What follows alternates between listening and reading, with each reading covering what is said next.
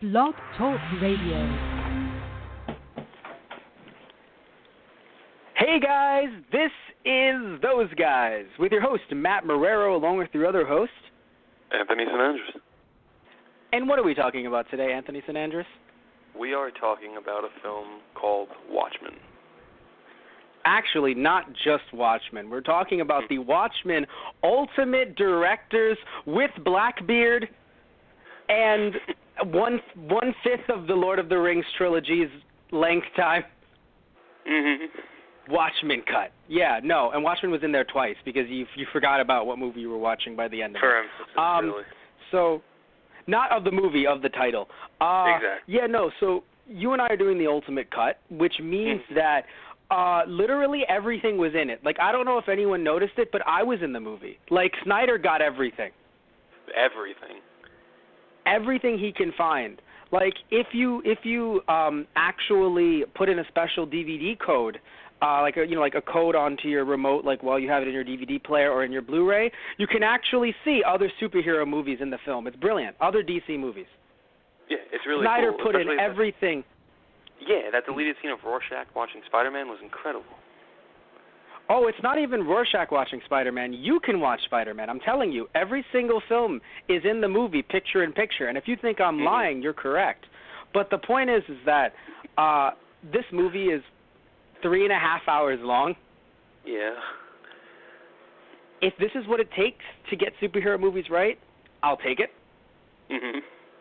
But good God, it's 3.5 hours long. Oh, yeah. Yeah. Now, my question to you is, because I was trying to look it up, and I think I got it right. Well, this movie is the definitive cut, arguably. They still cut some things out, like in the same way they would in a director's cut or something like that? Because it's not just everything all put in. There are some scenes that are cut out or moved around, right? Yeah. Okay. But it is still the ultimate cut, the definitive cut, where they included the DC comic, the Black Freighter. They put that in there, which was a motion comic released separately. So that was intriguing to me. Like, I do think that not being in there actually would have worked out. Where in the comic, I feel like it's integral to the plot, but here I'm actually like, you know what? Yeah, you don't have to be in there. Pretty much, yeah. But I respect them putting it in. I really do. Oh, yeah. Yeah. So let's talk about the movie. Let's talk about the comic. Now, to be fair, I have not been able to finish the comic. The comic was a lot longer than I thought, and in a good way, by the way. In a good way. Because, I look at comic books nowadays, and I'm not trying to sit here and, like, get on a high horse because I'm not old enough to do that. Be like, back in my day, like, I'm not old enough. But I'm old enough to say that to some people, but not when it comes to comic books. But reading, Watchmen, right, and thinking about some stuff today where it's like, this 19-page comic where most of it is illustration, which is hard, but most of it is illustration. There's like 3 bubbles on one page. Like, looking at Watchmen, I'm like, Jesus fucking Christ, this is great. I'm actually reading. And the fact that they included, what am I thinking? Oh, yeah, all the different articles and pieces of autobiographies and, like, Rorschach's police report. Yeah, well, his journal and his police report were included in the comic. I was such a huge fan of that. Like, I know it was hard for me because it's like, no, I have to read. But I really enjoyed everything I took in. And it played such a big part, depending on what issue you're reading, that I was very happy to read, those little excerpts at the end. And, in fact, I'm really happy with how Snyder adapted them in the film. Personally, I feel like this... Okay, so while there were some things that were off, and obviously it isn't the, was this the movie that you told me on air or off air that might be the best adaptation from comic to movie? Yeah. I see your point now. Yeah. I mean, I'm not going to lie and say that, like, it got phenomenal reviews when it first came out, because reviews initially were mixed. But having read the comic beforehand and seeing it in the theaters, even though it was the standard theatrical cut, I was like, this is about as accurate as they can get, really. Yeah, I'll admit, though, I have not seen the theatrical cut, but looking at this movie and seeing how much was, included from the comics, and it being 3 hours and 30 minutes, 35 minutes. I sit back and I think, I'm sure I can, in my opinion, I feel confident in saying the theatrical cut was probably shit. Mhm. I mean, when you compare to this. I was going to say. That's what I'm saying. To this, it was. That's what I'm saying. Yeah. Yeah. But what I'm saying is, like, some people coming in and expecting so much from the comic that they love and feeling like they got an abridged version, not funny abridged, but like actual, cut up abridged. Like, okay, they hit some of the best parts, but they left out some, a lot of stuff that, for clarification or narration and really cool background stuff, that now in the ultimate cut you're like, I'm good. That's how I feel. Like, the way you the way you and I, though I haven't seen it yet, the way you talk about the Batman v Superman director's cut. Yeah. Where you're like, I like this now. And I'm like, okay, I'll see that one day. We'll talk about it. I don't know. Mhm. But, and speaking of Snyder, look at him doing a good thing. Look at this. I saw this, and I was like, wow, look at you, Snyder. What happened? What the fuck happened? Now, again, I'm not saying that we needed a shot-for-shot remake of, The Dark Knight, but not The Dark Knight, but I'm talking about Dark Knight Returns. But I just, Yeah. I don't know what they did come up with, but here I was really enjoying this movie a lot, honestly. I think the only thing I noticed, and tell me how you feel about it, is I felt like when they added in gore, or they added in extended fight sequences, they were trying to do it to seem really cool and edgy. Now, how do you feel about that? No, I agree. I mean, certain aspects of it I think kind of fit the overall scene they were in. Mainly the, I believe it was the scene where we see Rorschach's past and he confronts the child kidnapper and all of that, where we kind of saw the inside of the dog's cut open head. And, that just saying that, it's like, wow, that's a bit much. But in that to be scene, fair, that wasn't the comic. Exactly. The and dog's at the same head time, though, was in the comic. Yeah, but even putting that aside, just for the casual moviegoer, it's like I've never read the comic. Let me see what this movie's about. It looks interesting.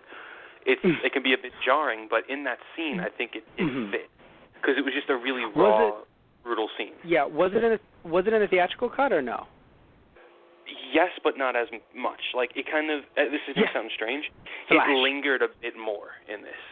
Like in the well, exactly. Of course it is. It's the ultimate cut. Yeah. It was like a 1, 2, 3, like a flash scene. In this, it was like 3-5 seconds or so. So it's not a significant difference, but it's enough. That's fine. No, it makes sense. It was there long, and I was like, are they gonna keep that? They kept it. I was like, are they gonna? They're gonna. Yeah. But yeah, I'm referring to more of the idea where you have Night Owl punching the guy in the face, and it's just like, of course his teeth are gonna pop up, or the assassination attempt where it's like, oh no, she got shot through the heart, right? And it's like, oh, she got shot in the leg. Oh, that's good for her. Oh no, her fingers, because of course it has to fucking. Yeah. Like, it's really weird because here's the thing too, right? Sometimes you'll have people say. Right, I have people say on the internet, some filmmakers focus too much on violence against women, right? And depending on the situation, I'll agree or disagree, right? So, like, having that one poster of Mystique getting choked in Age of Apocalypse, I only disagree because everyone's going to get choked. I understand that maybe we shouldn't have put Mystique up there for everyone to see on a fucking giant billboard.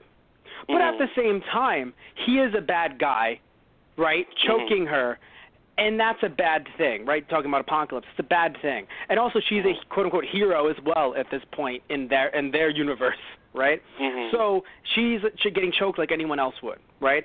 But when it comes to this movie, though, I don't know if I've heard it or not, or maybe I'm just thinking like what someone might say about it, but I can kind of understand their point in terms of, you have a scene where like Rorschach sees his mom, right, in that situation, that's the childhood trauma. And that was so quick. But God damn it, we had an extended scene where the original Silver Spectre is about to get raped. And I was like, I know comics are just panels, and they're real quick because, again, they're not animated, they're comics. But that was real fucking quick in the comics. Yeah. It was really much, it was just like, it was 2 hits, and then it was, here it looked like you fucking had Jet Li directing it. I was like, why the fuck are we getting really into this action right now? This is a rape scene. Let's fucking stop this. Right? And again later where it's like, oh no, she could have just gotten shot through the heart, but no, it's like through the leg and then her fingers, and it's like, whoa, cool gore. And I'm like, guys, could we just not, Yeah. Not that I'm against gore, by the way. It's just the idea that if the comics had all that gore, I'd be like, awesome. Yeah. But I don't like the inclusion of it because I think I was saying to you earlier, some people, like, I don't know if I was saying it, I don't think I said it on the show. Some people tried to tell me, oh, Snyder took it too seriously. He didn't let it be the parody that it was meant to be. A straight parody, mind you. Like, very, very straightforward, not so much trying to play it off, like, for chuckles, but a parody nonetheless of superheroes, right, or the idea of them. I disagree only in the sense that when, he took a lot from the comic, so whenever Rorschach does, like, a thing, in my opinion, I laugh. In a good way. But no, in a good way, but like just Rorschach, just like possibly homosexual, must check later. Like stuff like that just makes me laugh really hard because I love the guy. He's just like, oh, they're walking together. Are they having an affair? Must look into this further. That stuff like that makes me sit there and go, you're Batman. You were meant to be Batman, and we'll get to that in a second. But yeah, I look at it, and I feel like, well, in many cases, Snyder did not look at this and think, oh, no, we have to make it super cool because, again, it's a parody. I mean, fuck, having Ride of the Valkyries play. Exactly. Well, we had a large Dr. Manhattan and Jeffrey Dean Morgan comedian in a fucking chopper coming in. I'm like, yeah, that's meant to be. You're supposed to laugh at that. But the gore and the extended action sequences in certain cases really made, even in the beginning, while it was a cool action sequence to open it up with, having the comedian fight this random man, quote unquote, it felt weird to me in the movie because it was very long, at least in this cut, because it was very long, and we ended up having, it kind of took away from the idea of like, oh my God, what's happening? Where you kind of sit back and you're like, okay, so this is a really long fight. Because in the comics, it was just like, wait, what is this? Like, you're kind of thrown into this world, like, what's going on here? But here it's just like, all right, we know what's going on here. We saw it on his TV, and now he's getting into this fight, and you're supposed to think cool action movie versus, in my opinion, like a more of like a, wait, what's going on here? Because when action sequences came up, it seemed very much like, no, it's cool action superheroes, guys. And in that way, I'll agree with people. But in other ways, I feel like he understood it's a parody. How do you feel? Which side are you on, or are you somewhere in the middle? I'm definitely agreeing with you here. I do think he balanced it out really nicely. I was going to mention something, and I completely forgot what it was. Shit. So we're just going to move on because I'm going to come back to that eventually when I remember. Well, it's fine. I was going to say I didn't say it was done well. I just said it was done. But no. I mean, honestly, I'll ask you this: was the fight shorter in the theatrical cut? Do you remember that or not? Because it was very long here, in my opinion. The first fight with the comedian. Actually, it was about the same. Really? That's interesting. Yeah. What else was cut? What other exposition? Yeah, I was trying to remember. Because you and I, yeah. I haven't seen the theatrical cut in a while, but from what I remember, it's pretty much the same length, really. Okay. Yeah. No, I only ask because if you, I know you and I have talked about the idea that, Snyder will sometimes take away exposition. What matters for really shiny stuff? What really looks good? So I would argue that a lot of this movie looked good, but in some ways I feel like it betrayed the story, but not enough that I'm sitting here saying like betrayed and like it was a betrayal, it's horrible. No, I agree with you. This is probably the best adaptation that we've seen. Either this or Kick-Ass to a certain degree. Even this to a certain degree, to be fair. Right? One thing I want to say, by the way, is another thing I feel like is different from the comics. Mind you, in a movie that has pretty much everything. Like, I'm so confused as to why this has a motion comic. This is a motion comic right here. Basically, yeah. I don't fucking get it. But what I want to say is having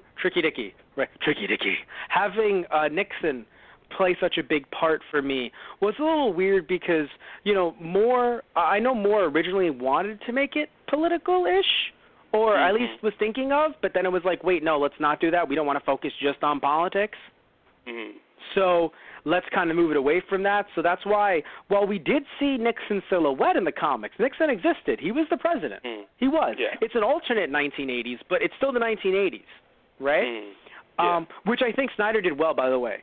It was vaguely 1980s, no different kind, no technology whatsoever that made us think that's modern day. Mm-hmm. No cell phones, just superhero tech, which is superhero tech. But anyway, I feel like with Nixon there as prominent, it kind of got a little bit too political. Which, mind you, I love my movie. I'm not saying I don't like politics. Politics are great. Well, quote unquote, politics are politics. But I feel like kind of moving that over, kind of switching that over to being a bit more about Nixon, and even changing the ending in that way. While I did not finish the comics, you have informed me of what the ending is. I was thinking that everyone was going to live and go have a party, but clearly we were all wrong. The only party that would to be had would be with tentacles. And frankly, while I understand some people going, I don't know if Lovecraft will sell in 2009. At the same time, I'm not a big fan of nuclear warfare. Yeah. Either. Again, you don't want to do Lovecraft, that's fine. I would have done something in the middle. Giant monster in general. Go Godzilla, dude, radiation monster, come the fuck on. Seriously. That makes more sense than anything, actually. Yeah. The guy that's giving people cancer having a radiation monster? Yeah. Which I assume is arguably but that's what the creature was. It's but it's more. It was fucking inspired by Lovecraft, not Godzilla. When you tell me giant tentacle monster, it's who wrote it? Alan Moore. Yeah. That. Either that or it would have been Grant Morrison. One or the other. God. Oh, God. One or the fucking other. It's no, it wasn't Morrison because it didn't talk. Oh, okay. Yeah.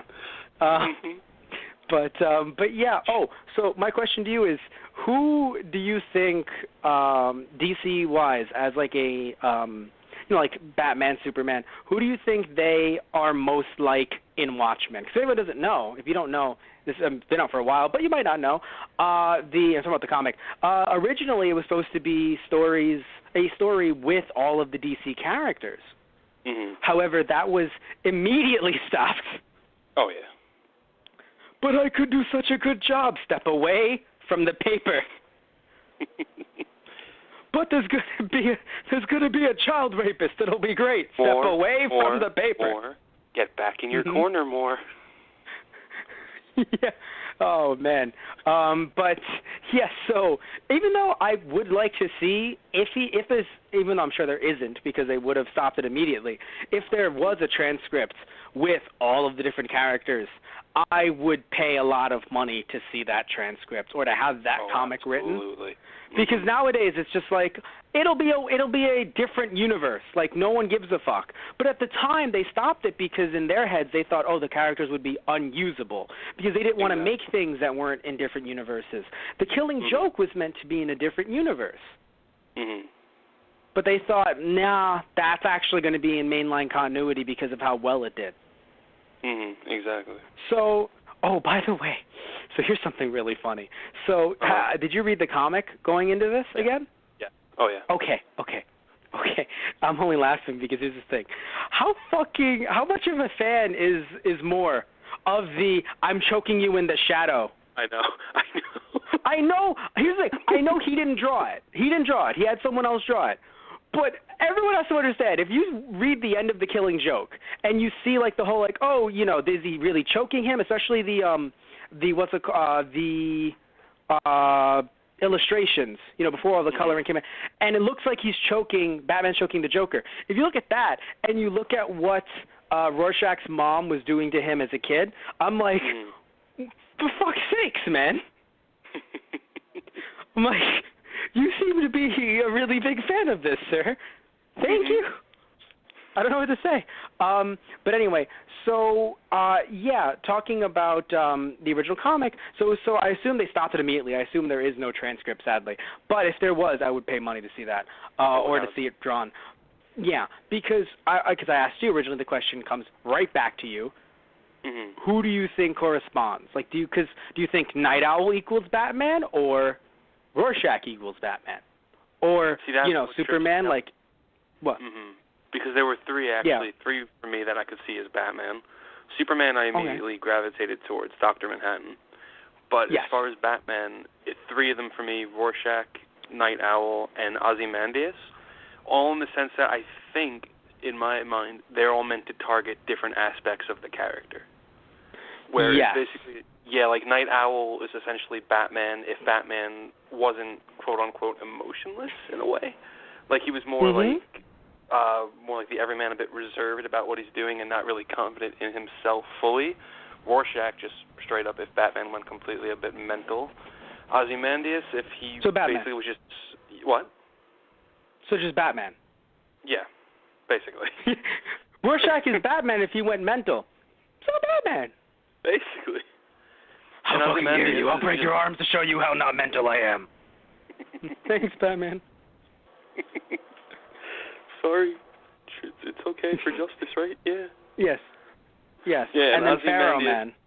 I just see him as like if he just became so completely consumed that he didn't care about any ramifications of his actions. He was just consumed of justice. I will repeat my statement, so Batman. I'm just... Basically.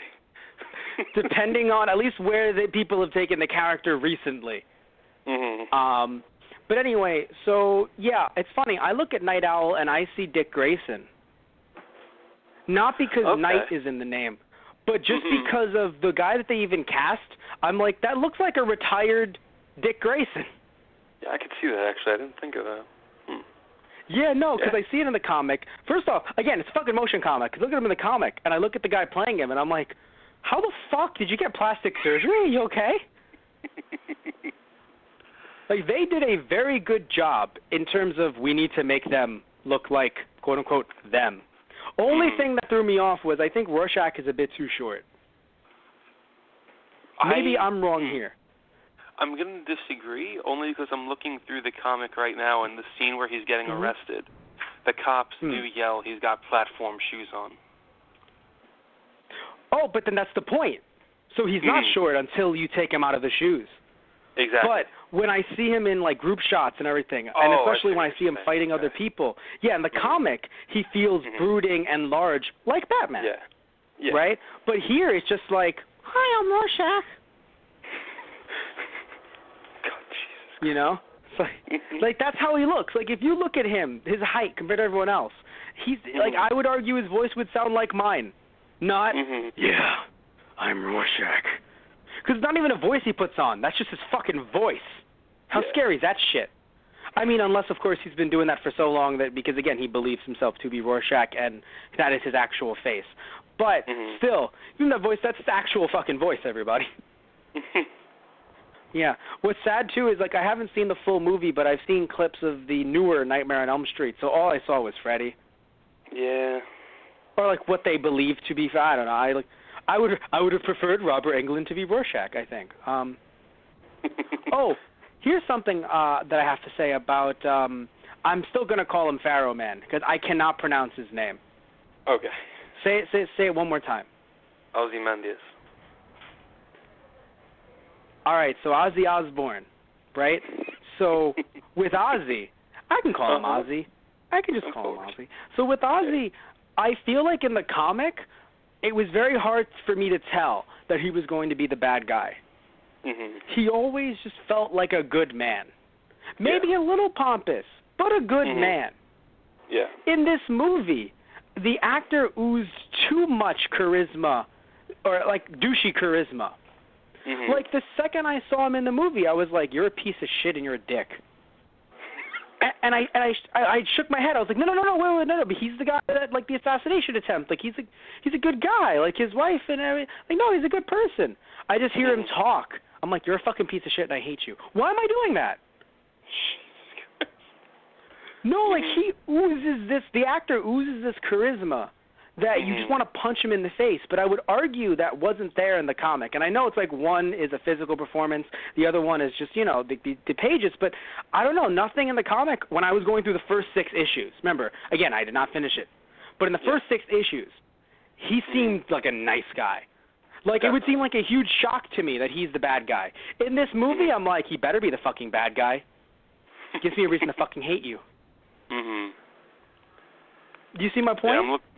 I'm looking through the comic right now, and even at the end, when they do get to the part where he is kind of revealed to be behind everything, the way he reacts to what happens, it's not even, he's just so excited about it, because he's still, like, I don't know how much sense this is going to make, but in the comic, to me, it felt more like he truly believed he was doing the right thing to do the right thing, whereas in the movie, I didn't really get that so much.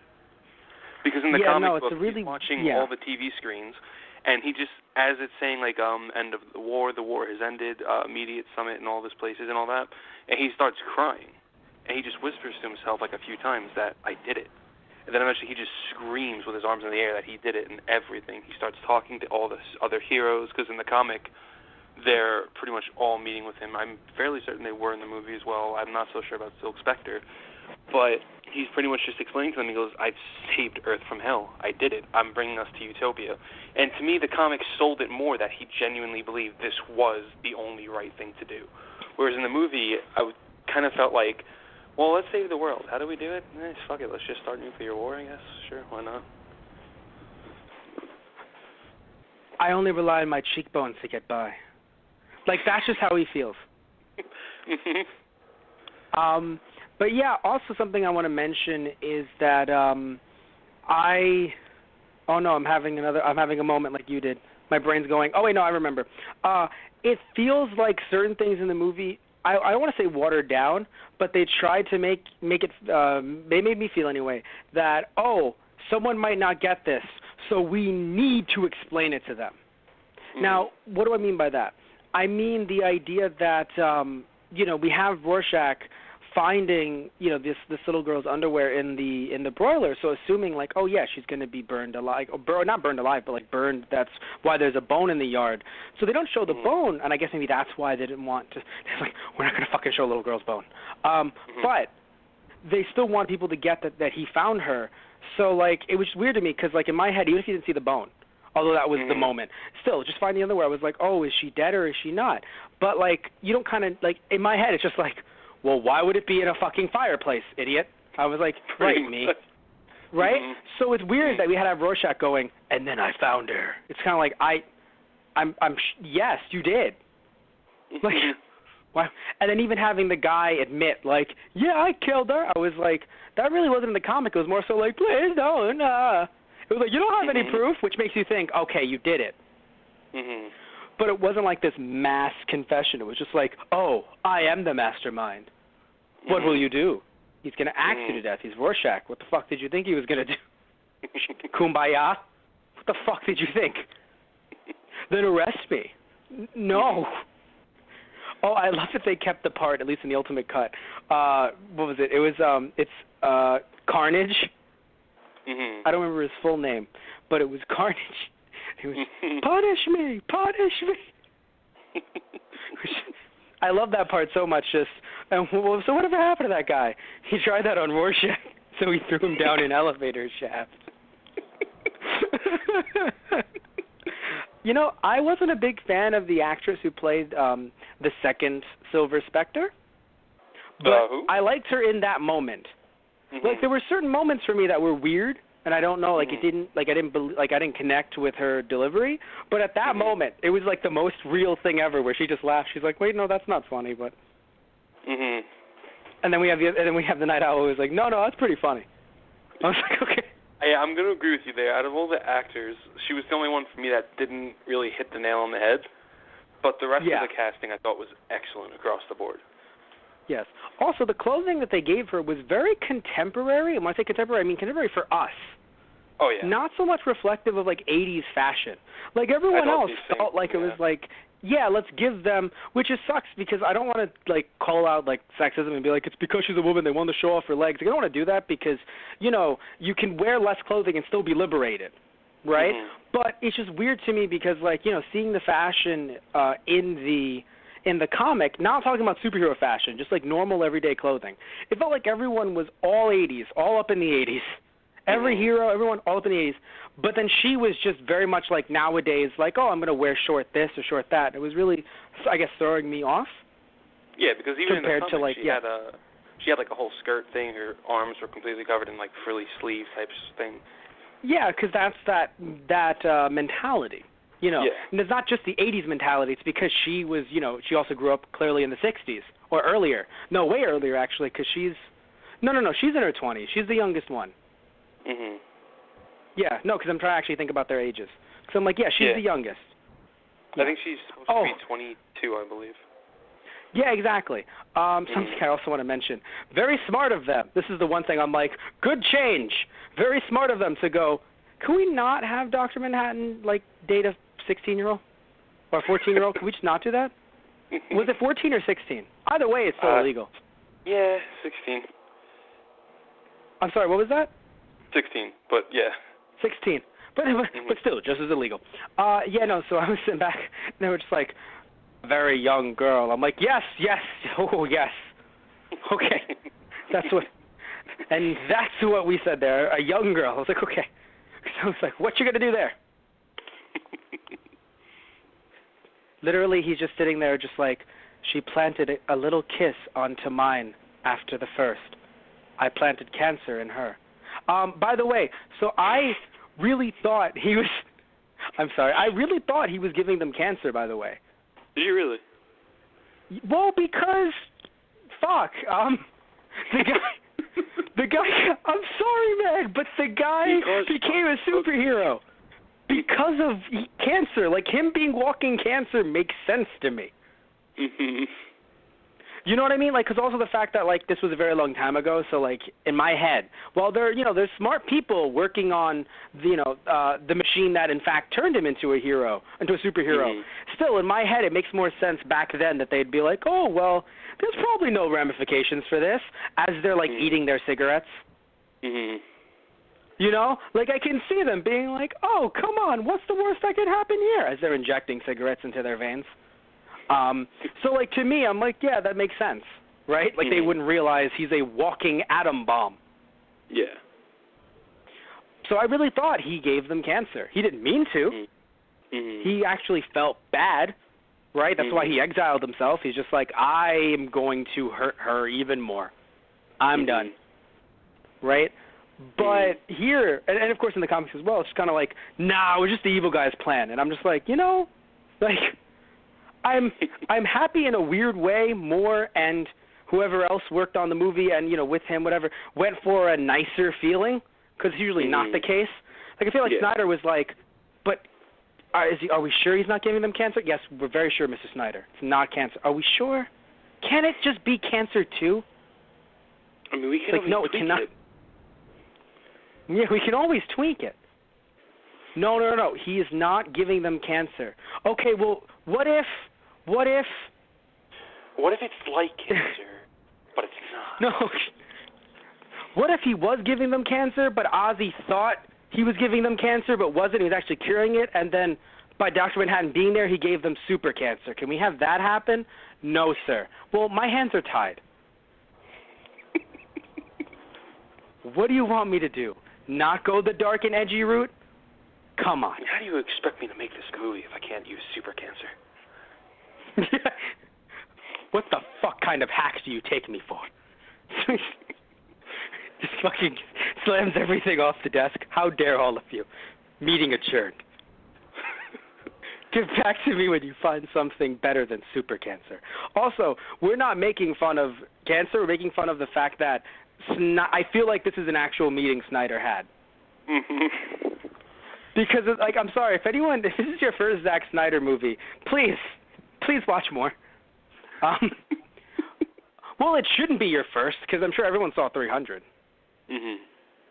300 was pretty big. Yeah. But anyway, so in all seriousness, though, I really thought he was giving them cancer. Like, I really did think that. And I thought that, because it's also more writing, by the way. So in my head, it's just like, yeah. Because Snyder, in my head, it's like he would want to make it happen, because in his head, it's just like, it's a bit more like, oh, it needs to be darker, it needs to be grittier, more real. With Moore, it's just kind of like, I don't think he sits there and goes, no, it needs to be darker or real. He just sits back and goes, nah, it's your real life, man. Like, in my head, right, Snyder comes at it from an aspect of, no, we need, like, really tries to push for it. But Moore just sits back and goes, this is just real life, though. Like, people get cancer, people get raped, this is real. What do you want? Like, Moore is very fucking laid back about it, in my opinion. You know what I mean? If you've seen him in interviews, he just sits back and he's just like, I just want to make, quote-unquote, real comic books to show the absurdity of comic books. So, like, that's just what he does, right? So that's why it's a little bit of a different kind of take, in my opinion, where I might, like, say, oh, Moore did a good job, versus saying, like, so about that Snyder thing. Yes. Oh, and something you illuminated me on, by the way, I didn't realize this in the comics, and I want to thank you for it. I didn't realize in the comics, and again, I've only read 6 issues, and it's also clearly on me, though. I shouldn't even say that. It's probably on me. I didn't notice that Rorschach's, his actual mask moved, like the ink blots moved. I didn't realize that. So when I saw it in the movie, I thought it was just like, we got to make this really cool, everybody. And I sat there and I was like, Rorschach, where the fuck did you get the money for this? Like, you could assume Night Owl gave it to you because he's fucking rich. His dad was loaded. But I was sitting there like, who gave you this? Now, he did mention, for anyone who doesn't remember, he did mention, he cut up, in the comics at least, he cut up the mask from a woman's dress. Not like, it's funny, anyone doesn't remember, not off of the woman. It was a dress that was fitted for a woman, but no one bought it because it had ink blots on it, right? So he cut it up, and he used that as his mask for a while, but then he said, but it wore off, like it wore thin, like, it wore out.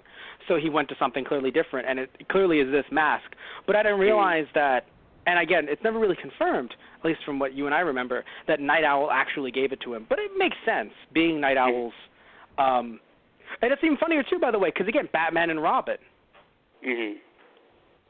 Night Owl and Rorschach. Yeah. Yes. So, yeah, who do you think the Silver Spectre would have been? If we're assuming that there's 2, what? Yeah, that's what's throwing me, really. Do you think it would have been Wonder Woman and the younger Diana? Not really, no. No, because you remember the younger Diana? Oh, yeah. Wow, it's me, but from a different universe? Okay. Slow your roll, comic books. What are you doing? Oh, God. It's like the Tony Stark thing. How do we bring him back? We'll bring back the teenage version of him, and then we'll all hate it, and then we'll retcon it, and we'll never talk about it again. That's why we fucking pay you the big bucks. But, I don't remember who I was thinking. Okay, fair point. Yeah. Fair point. It doesn't seem like it would be Wonder Woman to me at all. No. But yeah, it is very interesting thinking about who these characters might be, and frankly, what they could have been. Because I would assume Superman wouldn't have been a walking atom bomb. I would assume. Yeah, I don't know who would have been Ozzy. I mean, I'm being serious here. Like, I don't know who would have been, because in my head, it's like Batman literally would have been both. He would have been Rorschach, and he would have been Ozzy. So, yeah, I have a question for you, by the way. Have you read any of the new Watchmen material? Very little of it. I've read, I believe, the first 2 issues of the Rorschach miniseries and the first issue of the Night Owl miniseries. Do you like it? Do you think it adds on to this series at all, or do you think it's detrimental to it? I don't think, for the Rorschach, I enjoyed it a bit, mainly because I'm a big fan of the writer, Brian Azzarello, and I thought he was a perfect match for the character. When it came to Night shit, Owl, now I have to read this. Yeah, dude, you really should. Now I need to. It's Azzarello. Yeah, Night Owl, I don't think it added anything, but I don't think it hurt it either. It was more of just like, I didn't need to know it, but now I know it, and it's okay. Because I feel weird because they're prequels. I don't know, they're prequels, they're not sequels. Exactly. Because in a weird way, I can take sequels in a sense that you can discard them if you don't like them. You can be like, that never happened. But with prequels, you can still do that. It's technically part of the canon. I'm actually glad you brought that up as well, because I'm not sure if you heard, but apparently last October, Snyder actually was meeting with HBO, and they had discussions of creating a Watchmen TV series set in that universe. Based on the comic. Yeah. They didn't say what it would be specifically, but me and a few other of our friends, like Gary, were talking about it. We're like, well, it would probably be like a mini-series of before Watchmen, because that would probably be the only thing they could really do. Right. Okay, and what is before Watchmen? Those are the ones that I was telling you about, with Azzarello writing Rorschach, the prequels. Oh, okay. I didn't realize there were an actual... Yeah, the only change now is that, if anybody doesn't know, Watchmen has been brought into mainline DC continuity from DC Rebirth. Well, to be fair, no one has to care about that. And that's how I feel about it. I think I've heard something about it, and I'm currently trying to forget it again. Yeah. So by the time this podcast is over, I may have already forgotten about it. Now, frankly, I don't remember what we've been talking about for the last 3 minutes. So anyway, let me think about, let me see, I want to look over my notes. Oh, okay, so was I the only naive person? Maybe it's just me, I'm naive. In the comics, and maybe it's because I was going through, trying to read it really quick, I didn't realize that with Dr. Manhattan's 4 hands, what he was trying to do. Oh, yeah. Do you know what I mean? I didn't realize that in the comics. I actually thought it was like, a baby, you awake? And she's like, oh, and she's like, you have 4 hands! Where here is just kind of like really extended, like you're sitting there and she's like, because here's the thing too, right? Again, only a few panels, but you can probably immediately tell you have 4 arms. Here she's just like, yeah, it's pretty good. It's pretty. Wait a minute, 4 arms? It's like, yes. It's been about a minute or two. Yes. Ouch. Took you long enough, woman. But yeah, but did you feel the same way? Did it not click for you when you read the comic? Oh no, it clicked. Okay, because I'm sorry, for me it didn't click, like that he was doing other things. Like it felt more like, are you asleep, baby? Like obviously later he said, because the movie really does adapt stuff from the comic, like very, very, very clearly. If you haven't read the comic, please do. Because you've seen the movie, so just see it again. Other than a few changes, it's like just see it again, read the comic. And I sat there, I don't know, reading the comic, I guess because it's, it isn't, animated or whatever. It just felt like it was one of those situations, like just wake up. But then later he does say, like, I don't know what stimulates you anymore. But again, I sat there and I was like, that makes sense because he's just not a sexual being at all. Like, because he's such a non-sexual being to me, I didn't even realize he was having sex earlier or trying to. Maybe that's just me though. That's how I took it in the book. But also want to say another thing. I think that was trying to be, if it was trying to be funny, that's good because again, parody. If it was trying to be like edgy and cool, like it didn't really come off to me that way. The large amount of Dr. Manhattan penis. Because literally the large amount, just like whatever you were drinking right now, Anthony, he could stir it for you. Like just the large amount of Dr. Manhattan penis overall. And because in the comic, maybe we saw it once. Yeah. And here, but I know you were telling me, and many people were, there was a decent amount of Dr. Manhattan penis in the theatrical cut because it was rated R. So it was a theatrical cut. It was cut down, for like a runtime that could work for theaters, but it was not as if it was like in any way censored. No.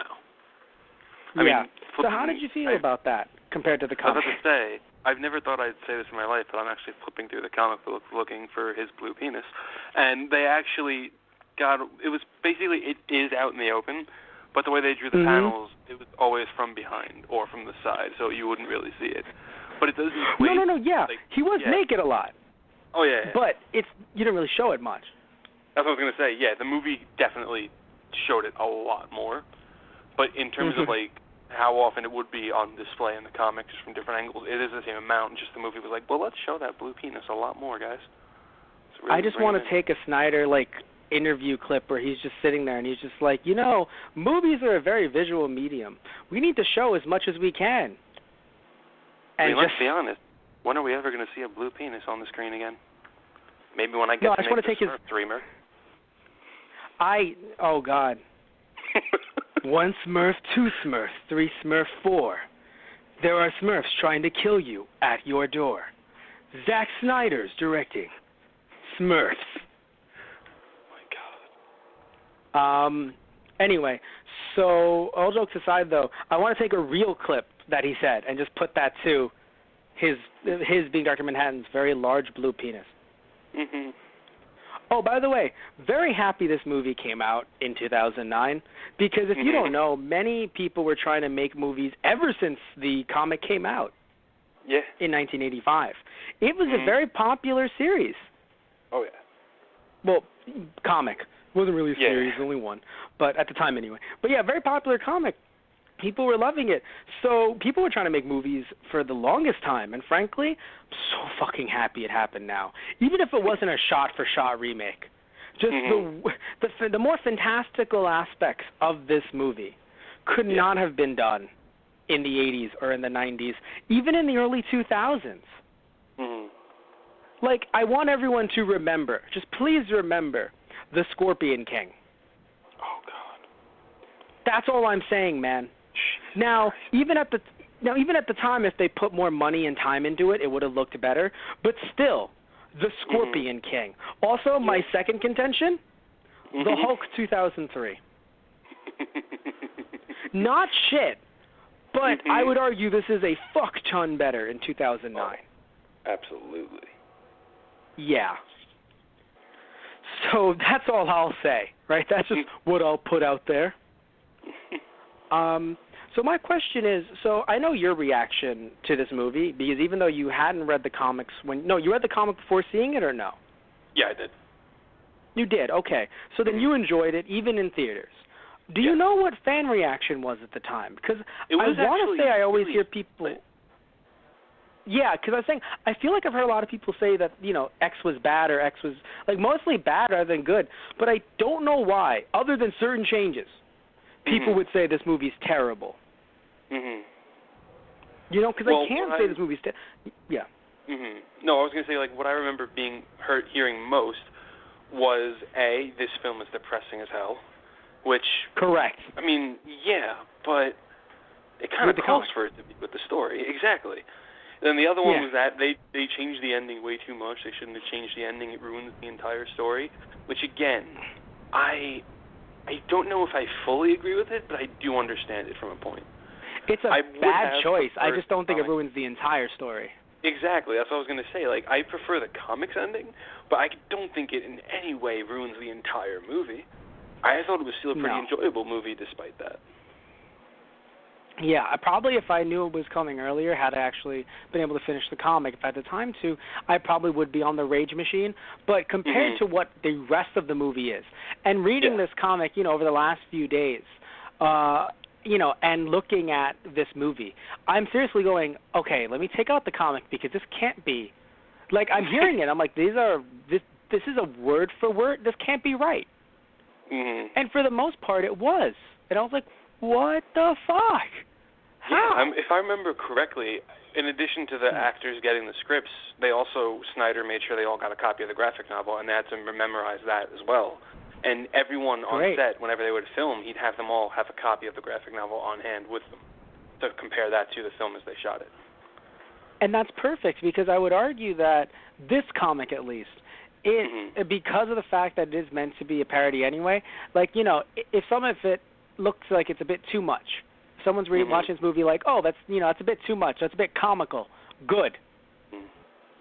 Good. Because again, every time Rorschach says something, you're supposed to, and not every little thing, because at the end there, do it. Oh my God, it's fucking great. Oh my God, I loved it. Just the way he just exploded. It was like, oh my God, like you're like one of the Three Stooges, man. It's great. It's not it's like Larry, Curly, Moe, and Explodey. You're great. I love you. So I don't think that was meant to be comical. But much of the movie, when he's just doing his little analysis, it's like, and the liberals and the fat cats, and I'm like, this is so hilarious to me. Because it very much seems like this Batman mentality of just like, I looked out. Like, basically the way people make fun of Batman, regardless of what you've seen, you know, the parodies of Batman, is really what Rorschach is meant to be, in my opinion. It's just crazy in a way that, to certain people, in my opinion, they'll think, no, but Rorschach is just, again, not that you can't like him, because I like Rorschach, but a bit too much with Rorschach in terms of like, no, but he's perfect. He's the perfect, like, you know, like detective, and he's so cool and so hip. And I think it might be because youngins like you and I have lived in a world where that's been Batman for so long. Do you know what I mean? Like we lived in a world with a dark Batman for so long that I feel like, you know, and also this movie came out when we were teens. So for many people in our generation, they're like, Watchmen was so cool and Rorschach was the coolest. And it's like, like in my head, I'm like, I like Rorschach, but cool is a weird word. Yeah. Do you know what I mean? Absolutely. For him. Yes.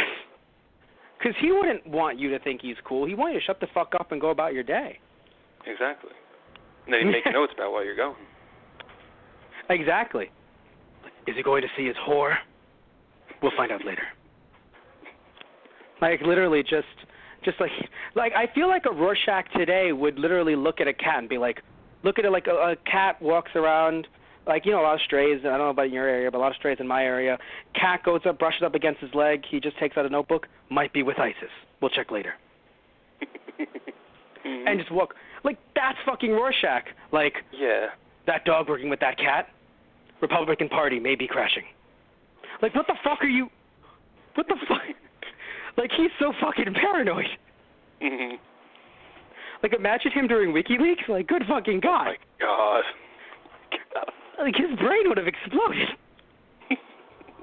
And Manhattan would be like, I did not do that.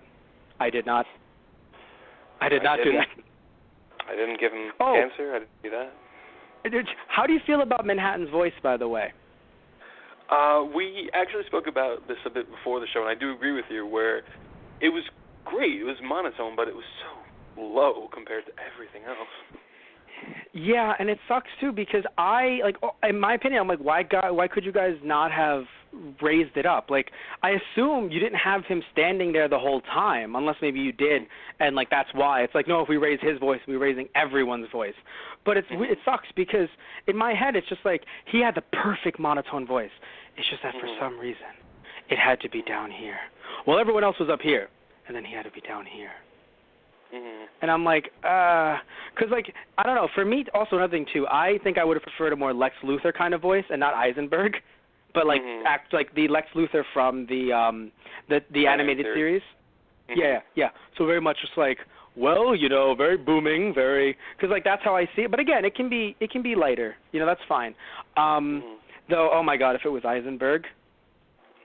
You know, I don't really understand what really interests you anymore. Like, what pleases you? You know, I mean, it's just, you know, Rorschach. I mean, you got. You know what? Just leave me alone. Just leave me alone. By the way, his yell, I think it was the worst yell I've heard in a superhero movie. Like, I didn't like the yell, but it was the best one that I've heard out of, like, fucking Nicolas Cage. And who else have we heard?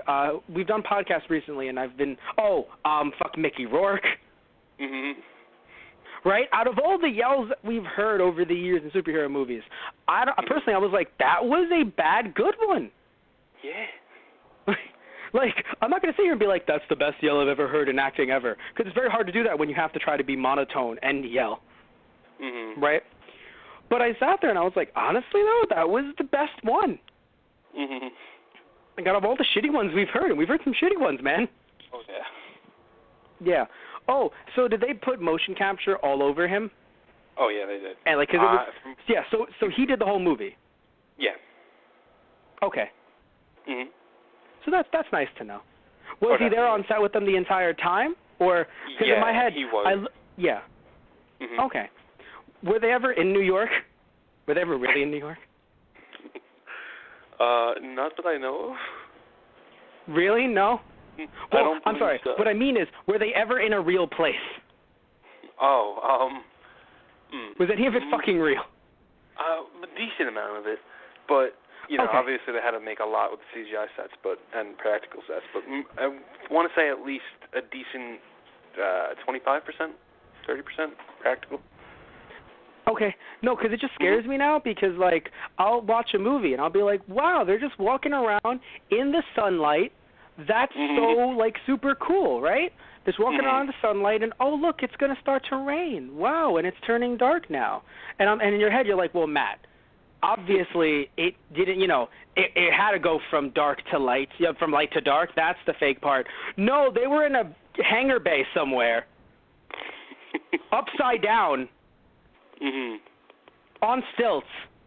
And it's like, how the fuck did they? But that's how they did it. Like, they were never, ever in a real place. Like, that's what's happening with movies now, if anyone doesn't realize. It's freaking me out.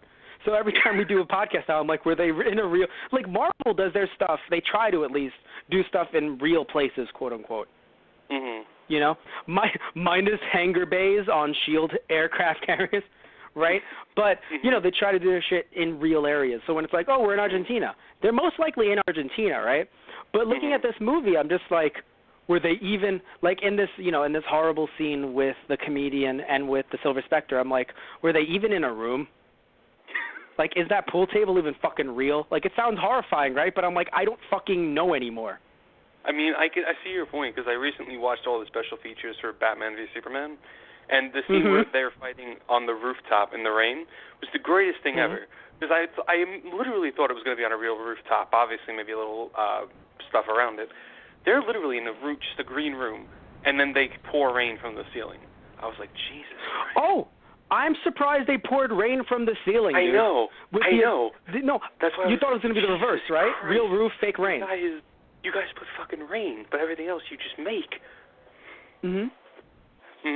That's what I'm trying to say. And with all of Snyder's filters, you don't know what's real anymore. By the way, in this movie, one of the best use of his filters. Because let me be real here, right? I look at 300. It didn't need filters. They weren't bad, but it didn't need them, in my opinion. Like, this is supposed to be a quote-unquote real fight. Like, I didn't need the filters or the fake abs. You know what I mean? Oh, Gerard Butler, also in this movie, technically, now. Yeah, because he's the voice of the pirate. But yeah, so you didn't need fake abs, but whatever. You had fake abs. You had all these different other filters. Okay, right? You have. I will admit, I do think that. Oh God, what was the movie? Punch? Man. No. What am I thinking of? Sucker Punch. Sucker Punch. Thank you. That one needed the filters, and I say need as in like I understand why the filters would be on a movie like that. Yada yada. But here, I'm like, dude, filters suck. Yeah. But Matt, what about Man of Steel that you fucking ever talk to me about? But Matt, what about who is the better father, the comedian or #Podcast? Which one? Fuck you. Which one was the better father? I'm like, probably the comedian. At least the comedian was upfront about how much of a piece of shit he was.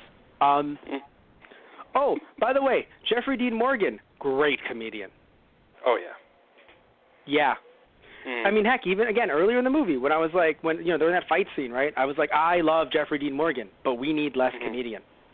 Yeah. Because, again, the fight scene was too long, in my opinion. Oh, something else I want to mention that I really enjoyed. Two things. One, I enjoyed the fact that when we learn, and this is both in the comic and the movie, and it was never really said in the comic, but at least it's like, wait, it makes sense. When we learn later that that Dr. Manhattan knows what's going to happen in the future, right? But can't stop it because he knows, but he can't stop it. Like that's really bad, right? It makes sense earlier in the movie and earlier in the comic when we have the comedian going, well, why didn't you stop the bullet, huh? You knew I was going to shoot her. it makes a lot of sense. Like, he did know. Yeah. Well, not that you did. Not that did you know? Like, hey, you could have stopped it. Why didn't you stop it? You're just as bad as I am. Mhm. It kind of makes sense. Like, oh wow, he knew, but he knows he couldn't have stopped it. Like, it makes a lot of sense, I think. And like, because in my head, it does make sense. Like, wait, you can literally make the gun turn to dust. Why did you not do that, Dr. Manhattan? Mhm. Yeah. One thing I want to say is it felt like, in the way that they explained it in the movie, it felt like he actually was depowered, in a good way, mind you, but he was depowered. Did you feel the same way? Absolutely. Yeah. But in a good way. I like it. Yeah. In terms of, like, it makes it, quote-unquote, more real, because he is very overpowered, in my opinion, in the comic. I'm not saying it's bad, but he's still very overpowered in being able to just know everything ever. Mhm. Where in the movie, it's like, oh, I know my future. So my future interacts with your future. I know that you're going to tell me that you slept with that guy. Mhm. I slept with that guy. How could you? You said you knew. Like, it's like, I know what I said, and it's still wrong, even when I knew that I know that I knew. You're about to slap me. No, I won't. You're a whore. Slaps him. I told you. I know the future.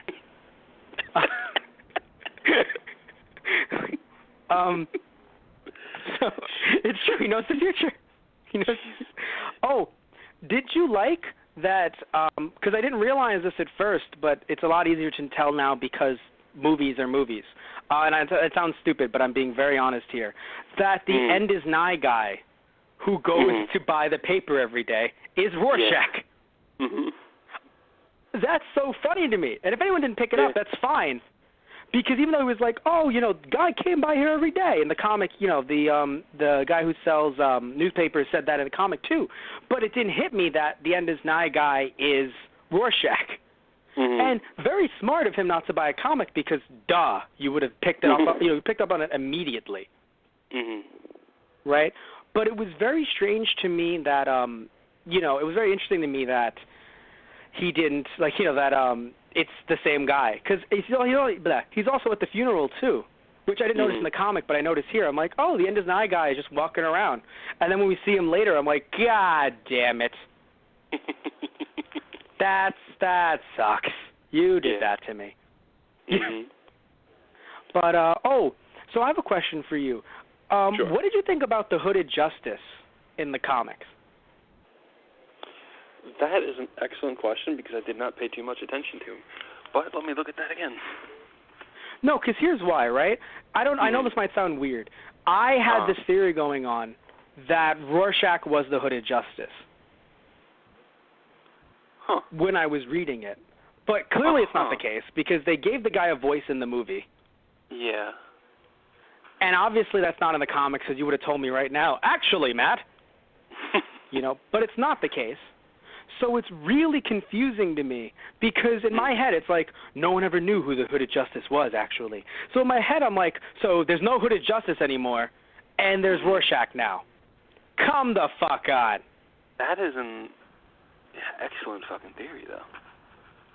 That's what I thought. But no, but it can't be because he's a real person. Like in my head I was like, Rorschach's immortal. Why the fuck is he still going around in present day when he's been doing this for so long?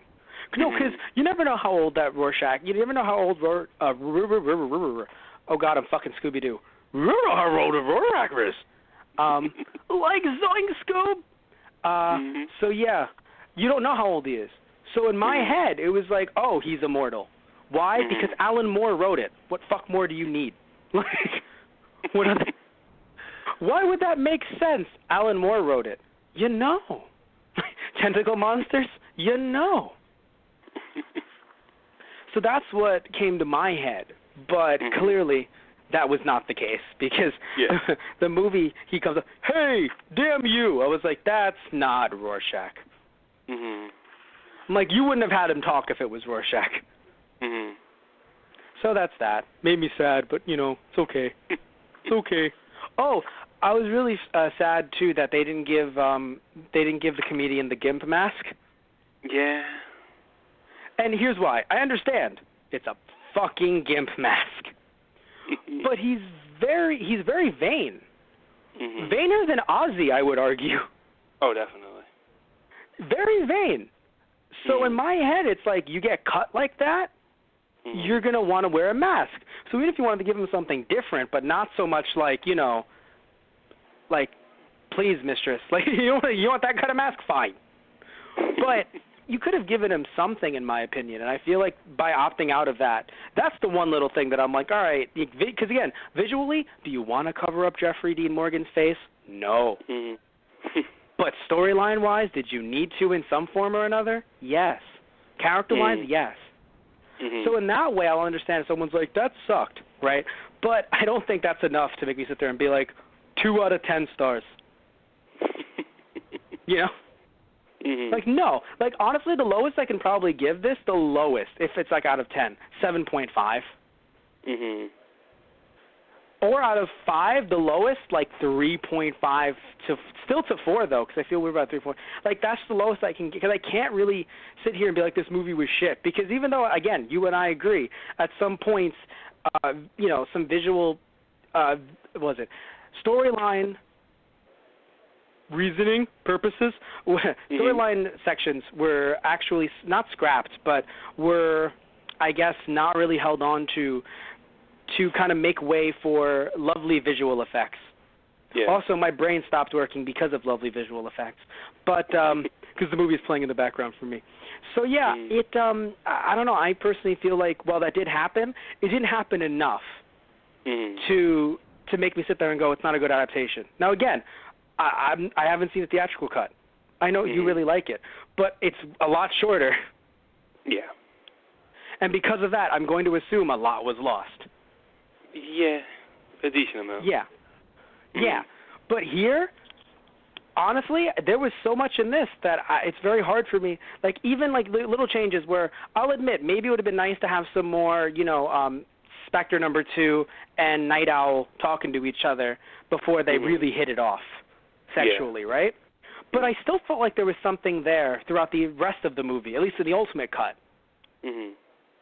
So it still felt like there was something there, and in my head, it made sense. Because again, I hadn't read up to the part when they actually got together sexually. I was watching it, and I was like, "Wait, did this really happen?" So I'm scanning through the comic, because I'm like, "Let me find another Kick-Ass movie change, huh? Like in Kick-Ass." And I'm like, "Oh no, it happened. Okay." Because it made sense, you know. She's in what she believes a loveless marriage. She finds a guy who actually cares about her. I just thought they were going to go with the too much of a nerd so you can't actually get her thing. Yeah. But to be fair, when he took off his shirt, I was like, you are buff. Holy shit. No, because he's retired, so I was like, oh, yeah, you got a lot of flab under. No. Okay. I was thrown off. I was like, gotcha. Yeah. But, yeah. So anything you want to mention that you've been holding in? No, I mean, once again, like I kind of pretty much agree with everything you've been saying because I love this movie. I thought it's one of, if not the best comic to screen adaptations. I mean, like you said, it is basically the motion comic. But I pretty much enjoyed everything about it. The ending change, like we discussed, it's not my favorite. I would have went with the original ending, maybe even tweak that a bit, but it doesn't deter my enjoyment of the movie at all. I hate myself so much. I've written notes just an hour or two prior to this podcast, yet I still forgot some of them. So I'm scrolling through, and I literally wrote, the guy with the blonde hair and the blue eyes is a Nazi? And I'm like, you fucking know what? Fuck me. Go fuck yourself, me. But what else? Oh, you know, they didn't feature Night Owl much, the first Night Owl, much in the movie. And arguably, even in the comics, they didn't really do much with him. At least from the comics that I've read, right? Yeah. But man, was I sad when he died. Yeah. I was like, wow. Because, like, it really sucked because, like, it's one of those things where, like, it was in the comic, too, of course, his death, I would safely assume. Yeah. It feels like it's very much like a, not bad place, wrong, you know, like wrong place, wrong time, but it feels very much like just one of those misunderstandings that's just like it could have been solved, but no, just assholes out for revenge. And, yeah, and he just dies from it. And I was like, wow. that is very soul-sucking. Like, that's why I can argue some people, I don't know if that was kept in the theatrical cut, but that's why I could argue some people are like, this movie's kind of sad. And I'm like, rated R for a reason. You were not going to Iron Man. And even then, Iron Man was sad, but, like, you know, in certain ways. But it's like you weren't going to, you know, it's like, sorry, guys. This was meant to be a little bit different. Not that Marvel movies haven't been able to make us cry recently, but it was meant to be a little bit different. Yeah. Yeah. So, I was very interested how they, remember how I said to you earlier how they were trying to make things, quote-unquote, make more sense to the general public? In my opinion, when Comedian was on Moloch's bed, drunk, pissed drunk, first off, we had Jeffrey Dean Morgan enunciate a lot better than he should have. It's like, how pissed drunk are you? And two, the fact that he not only enunciated, he just, because he spoke in full sentences, he literally made everything clear. Like, I did not know what was going on in the comic, and in a good way, because you were supposed to be like, what's going on here? But in the movie, it's just like, all right, here's my 5-point theory. I have it all written down. Can we put it in front of the camera, Jimmy?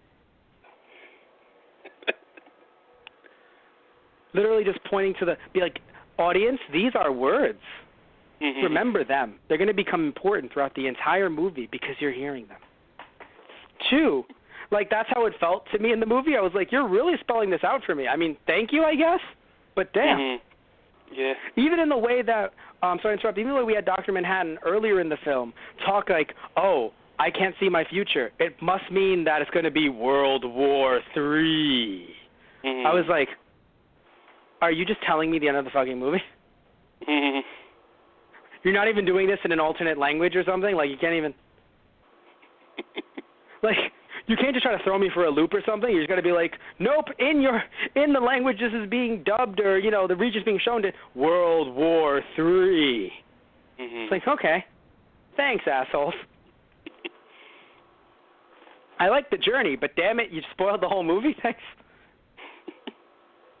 Like, there doesn't need to be some cracked article about it or some list. It's just like, there's no secret. One times, movie directors basically told you the end of the movie in your language. Like, there doesn't need to be a cracked article. It's just there. But yeah, so you would recommend this to children, is what you were saying. Oh, of course, yeah. Every kid should see this right out of the womb. Right out of the womb. Fucking. Fuck you. Okay. Mike, right out of the womb. Can't even process that shit. I can't even process this. Out of the womb. All right, so my question to you is, I said this to you earlier, but I really want to clarify it on air. So the Comedian is Silver Spectre number 2's dad? Like, what? Yeah, it's mainly, like, inferred more than anything, and it's never, like I said, it's never really been confirmed, but there are certain points that do allude to it. I forget if it was in the movie or in the comic, or possibly both, where the original Silk Spectre and Comedian actually do talk about it. Like, I think it was the original Silk Spectre that actually said, Eddie, the years match up or something like that. Because it is implied that even again, I've only the mother, read the mother herself, she doesn't even really know for sure. Okay, but it still doesn't take away from the fact, if anyone is confused, she was nearly raped by him. Yeah. Like, that is confirmed, you know? The consensual stuff could have happened before or after, but that one moment, like, just the fact that, you know, if she really is the byproduct of their relationship, of a real relationship, you know, a real physical contact thing going on there. Sex, everyone. He's referring to sex. Does not in any way mean that that one specific instance was an attempted rape or wasn't rape, because it was. And that matters in terms of, like, you know, you just fucking can't do that, you know? Yeah. But yeah. I like that they kept the joke, the Piachi the Clown. I mean, I think it could have been removed for time. Piachi the Clown. I feel it could have been removed, but I loved it so much. Oh, yeah. Like, in the comic, because I've heard that one before, and I'm like, wow. How old is that joke, Matt? Very old. That and each each issue ending with a quote. Mhm. I think I was like, this is a lot of fun. Oh yeah. Yeah. So yeah, I think we're gonna have to wrap things up. Sadly, Mhm. I'm sorry we can't do a 3.5-hour podcast on this movie. Yeah. Dissect every line. But yeah, right. Inspect every single. You know, he said, "There you go, thanks." I gotta be honest with you. I didn't really think that actor was very convincing. Yeah, I didn't think he was really that fucking grateful for it, but whatever. No. Oh, the black kid who sits there and actually reads the comic. Did you also think he was a little bit too old as an actor to be playing the kid? Oh, yeah. Okay. Yeah, because in my head, the kid's like 12, 13, maybe just early teens, but he looks like he's like high school, late high school, early college. Mhm. It depends on the shot, but I think they just tried to put him in the clothes and just hope for the best. Yeah. It's like, you look good, right? Just come on, talk. How you doing? All right, we're going to dub him over later. But yeah, so yeah, that's that. I mean, I know we didn't talk much about the actual motion comic aspect of it, you know, with the pirate comic, but it wasn't bad for me. In the comic itself, I was like, oh wow, this is adding insight. Not so much in the movie, you know. I didn't really feel that good about it in the movie. Yeah. Like, I actually understand. There was an interview with Snyder, and he was like, you know, it felt like we really just had to shove him in there when we did the ultimate cut. And I can see it. Now, mind you, it made sense where they put it in, because in my head I'm like, oh yeah, it's not like, you know, they cut like in the middle of a sentence or like in the middle of a scene. Like, no, it felt like they could have went to something else, and that something else was the motion comic. But I feel like it could have been without. We could have been without it. Yeah. But so we're going to wrap things up. Anything you want to get off your chest about the film? Anything makes you sad? Makes you happy? No, I mean, Rorschach dying was sad, but I think we covered everything. Jesus Christ. That made me really sad. I was just like, well, I mean, he's not going to do. Why? Yeah. I think it's not really a superhero movie so much as it's just assholes in costumes. That's what this movie should be translated to when it goes to, depending on what language it's in, just assholes in costumes. Oh, and by the way, another reason why it's like, Matt, why did you really think he was giving people cancer? Your finger's like licking a battery. That's kind of why. Okay.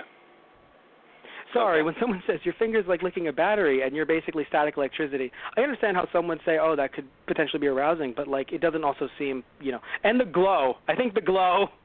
You know, like you don't drink what's inside. You don't drink what's inside glow sticks, and he just looks like a glow stick. So you know, yeah. But anyway, so I want to thank you all for listening in. I want to thank you for being on the show, Anthony. And because I know this is I know you were to be on this no matter what. Even if I told you not to, you'd have been like, I'm fucking calling in. I don't give a fuck. You showed up at my house. But you're a huge fan of this series. But but still very happy to have you on as always. Gonna have to wrap things up here. Again, just want to thank you all. Want to mention that we have ourselves our merchandise on our main website, which is thoseguysontheradio.tumblr.com. The merchandise specifically is that same address, thoseguysontheradio.tumblr.com/merchandise. We also have social media as well. We have our Facebook, we have our Twitter, and our Instagram, which all three are Those Guys on the Radio. Well, Facebook is, facebook.com/ThoseGuysOnTheRadio. Our Twitter is @ThoseGuysRadio, and our Instagram is /ThoseGuysOnTheRadio. You would also find us on iTunes by searching up Those Guys. I talked about our merchandise earlier. What's our merchandise? Like, what kind of shirts do we have? Well, we have them based on either podcast quotes, which, again, you're listening to the podcast, you know what that is. Although you can also find our podcast on one of our YouTube channels, which is Those Guys on the Radio. But we also have merchandise for our Let's Plays, which are called Those Guys Play, which you can also find on our YouTube channel, Those Guys Play. We're currently wrapping up Season 2 right now, and we're also going to be having some Halloween in July specials coming out in July, which is when we're doing this podcast live. Currently I have Part 1 out with myself and Tristan Walter playing Poltergeist, a pixelated horror, and we have some more coming out later on during the month, because guess what? We have Christmas in July. Why not have Halloween in July? Also, we have our YouTube channel, TG Productions, which currently has TG News on there, which is a nerd news show with a little bit of a funny twist to it.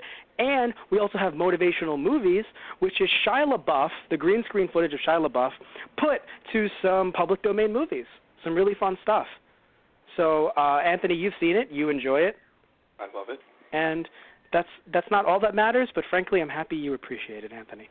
So, thank you, man. Sorry, I went Dr. Manhattan there for a second. Excuse me. I'm happy you appreciate it, Anthony. So anyway, we have Motivational Movies coming out, and we're going to have some more coming out over the next few weeks. And yeah, and again, that's our TG Productions YouTube channel. And also we have a Patreon account, which is also called TG Productions. And on there, you can, depending on what tier you get, what you subscribe to, depending on what tier it is, you can either suggest a show to us, like something to podcast, be it a comic book, movie, video game. You can suggest something for us to Let's Play, or you can be a sponsor on either our podcast, Let's Play, or TG News Show. And we're bringing over a manga from Japan called Give My Regards to Blackjack. And with that manga, by the way, like, what? That manga sounds so cool. I'm sure it does. You can find out more about it by going onto our TG Productions Patreon account, which, you know, is TG Productions on Patreon. And you can see our FAQ and, you know, ask any questions there, or ask any other questions. Send them to thoseguysonthe.radio@gmail.com. And with the Patreon, depending on what tier you can either get Volume 1 and 2 of Give My Regards to Blackjack, either digital or physical. You can get yourself a poster from the manga or a T-shirt. So a lot of different cool stuff you can get through our Patreon, and a lot of different cool stuff you can get through our merchandise page, which, again, thoseguysonthe.radio.tumblr.com/merchandise. And, yeah, that is that. So we're really done here. It's official. Mm-hmm. We did it. Yeah. We did it. My goodness. Snyder, what are you doing to me? We can't do any more Snyder movies. We can't do Justice League. We can't do Batman, the threequel. I don't know, whatever they're calling it. We can't do it. Mhm. They're ruining my brain. It's okay. You know, I mess with him, but he's so much more successful than us. You know? Mhm. Like, if he's ever listening, like, how dare they? Just remember how much money you're making and how much better off you are. Mhm. Oh, man. But it's not a jealousy thing, though. It's just because, like, I really hate his style for the most part. But it was so good in Watchmen, though. Oh, yeah. Watchmen and Sucker Punch. So many people didn't like Sucker Punch. I do. I actually haven't seen it. You haven't seen it? Not yet. I feel like you should. I mean, if you normally like his style, you know, depending on the movie, I think you might like Sucker Punch. Mhm. Anyway, so want to thank you all again, and just want to end the show right here. I think it's time. Mhm. All right. So good night, everyone, and say good night, Anthony. Have a good night, everybody. Who watches the Those Guy?